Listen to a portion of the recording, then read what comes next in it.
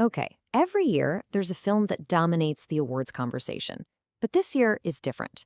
We're talking about a movie that didn't just join the Oscar race, it completely rewrote the record books. A record that stood for decades has just been shattered. And we are going to break down exactly how it happened.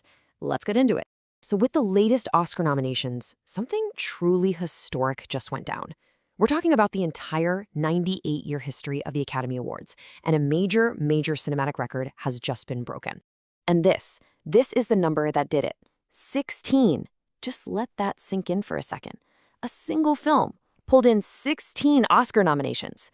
That number completely changes the game. To really get how huge this is, you have to look at the old record. For years, the number to beat was 14 nominations, held by two absolute giants, James Cameron's Titanic and Damien Chazelle's La La Land.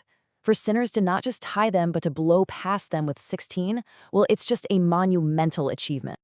So, you're probably wondering, where in the world did 16 nominations even come from? This wasn't a case of a film just cleaning up in a few technical categories. No, this was a show of complete and total dominance right across the board. I mean, just look at this list. The acclaim is everywhere. It nailed all the big ones. Best Picture, a Best Director nod for the brilliant Ryan Coogler, and Michael B. Jordan's first ever and very well-deserved Best Actor nomination.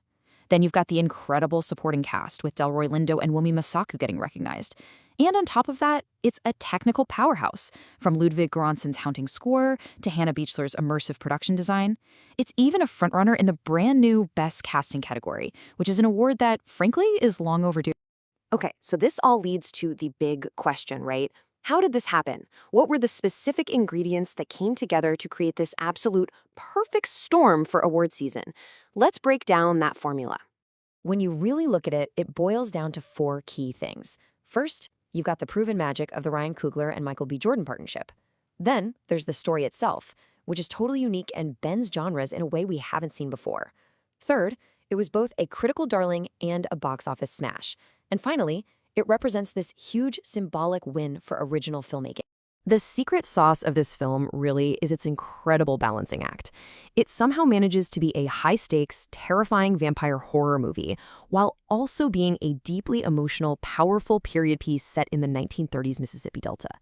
And it's that wild combination that just captivated everybody, from regular moviegoers to the Academy, which, usually stays away from pure genre films. And wow, did the critics love it. A 97% on Rotten Tomatoes. That is just a staggering score for any movie, but for a horror thriller, it's practically unheard of. That near universal praise gave it this undeniable prestige right out of the gate. But here's the thing. It wasn't just some critical darling that nobody saw. Sinners was a monster hit, pulling in over $360 million worldwide. That proves it connected with mainstream audiences in a big way. And that's a factor the Academy is definitely paying more attention to these days. And this is why its success matters so much beyond just the trophies. Sinners isn't a sequel, it's not a reboot, it's not based on a comic book. It's a completely original story. In fact, there's this really cool deal where the film rights actually go back to director Ryan Coogler in 25 years. So its success is this powerful statement that, yes, original ideas can still be king in Hollywood. The ripple effect from this is going to be huge. We're not just talking about one film having a good year. The success of Sinners is forcing the entire industry to rethink its old, unwritten rules about what a Best Picture winner is supposed to look like. Seriously, just stop and think about it for a second. Can you name one? Sure, we've had incredible horror films get nominated, like The Silence of the Lambs or Get Out, but for a scary movie to be seen as the one to beat, the definitive frontrunner heading into the ceremony, that just doesn't happen. What Sinners is doing is tearing down these long-held prejudices within the Academy. It's proving that a film can be absolutely terrifying and deeply artistic and emotionally powerful all at the same time. It's showing that the genre label is not a barrier to being called the best film of the year. But, and this is a big but, despite the record-breaking number, this is not a done deal. Not even close. Because getting a historic number of nominations is one thing. Actually taking home those little gold statues on Oscar night, that's a whole different ballgame. And as you can see, Sinners has some incredibly serious competition. Right on its heels is Paul Thomas Anderson's war epic One Battle After Another, which snagged a massive 13 nominations of its own. That makes it a huge challenger for Best Picture and really sets the stage for a true clash of the titans. And one of the tightest races of the night is going to be for Best Actor. I mean, this is a true heavyweight bout.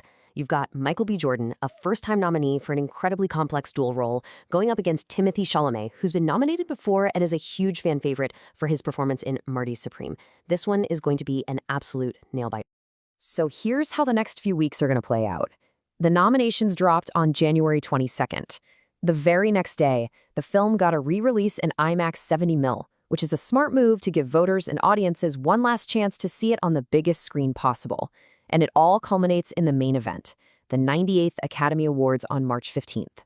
Which leaves us with the ultimate cliffhanger. Sinners has already made history with its 16 nominations. But can it turn all that unprecedented support into a dominant, historic, record-breaking night of wins? We are all going to have to tune in to find out.